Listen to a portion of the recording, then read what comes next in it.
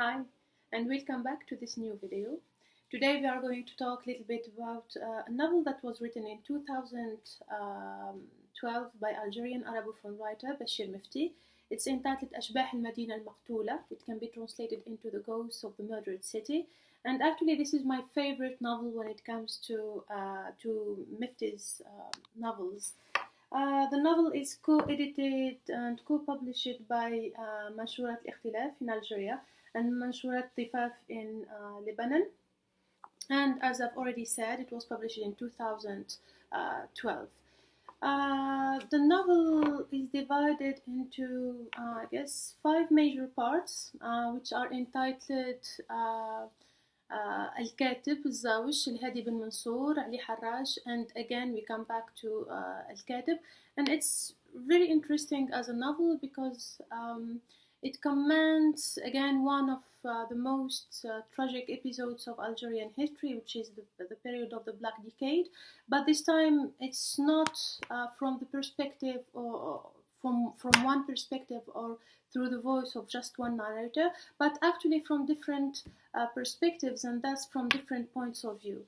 So throughout the text we have different lives of our protagonists who start as kids, as children, and then who grow up as the narrative progresses. Each one of them is going to make completely different choices, and this is again what is really interesting in this work, is that it offers really this kind of different readings about this very problematic and this very complex period of Algeria's contemporary history. So we have at the same time the voice and the point of view of people that we can refer to as kind of intellectuals. So we have the writer, we have a journalist, we have an artist, but at the same time we have those who took a different path. We have actually the voice of a terrorist who is going to tell his point of view, his own narrative.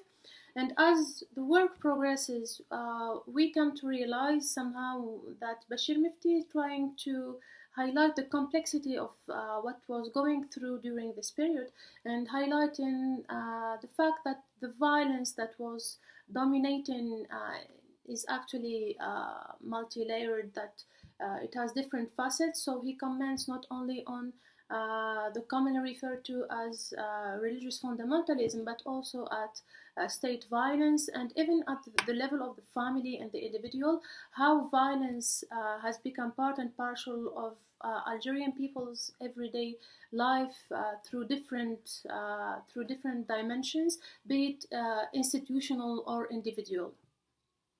The novel, as I have said, it comments on this period, and it takes as a setting Algiers, the city that is referred to as the murdered city. And what is really interesting as well is that, as the title indicates already, so the voices, all the characters who are telling their stories are actually dead. So we learn progressively about their lives and about the different trajectories that led them to this kind of common tragic end. I think also that one of the most interesting aspects in this text is that it questions things that we usually take for granted. It gets out of the traditional schemes that define who is the bad guy and who is the good guy, etc. So there is a whole work of questioning of this era that pushed the reader really to think outside of the pre-established models and outside of the prejudices that very often define this period. I would like to share with you again a short passage taken from the opening, I would like say part of the work, a kind of epilogue. So it reads: في البدء كانت الكلمة، وفي البدء كنت أنا الذي سأكون ذاكرة هذه الأصوات المقموعة، وذاكرة المدينة التي عصفت بها سموم الغدر الآتمة، ورياح تقتلع أوراق الشجر الخضراء لتمسحها من الوجود دون أن تمنحها فرصة العودة مرة أخرى. يا إلهي، كم يبدو الأنا ثقيلا علي، وهو يحمل معه كل هذه الأنوات الأخرى، وهو يحلم أن يعيد لها صوتها المنسي وحضورها الملغى. أنا من أنا؟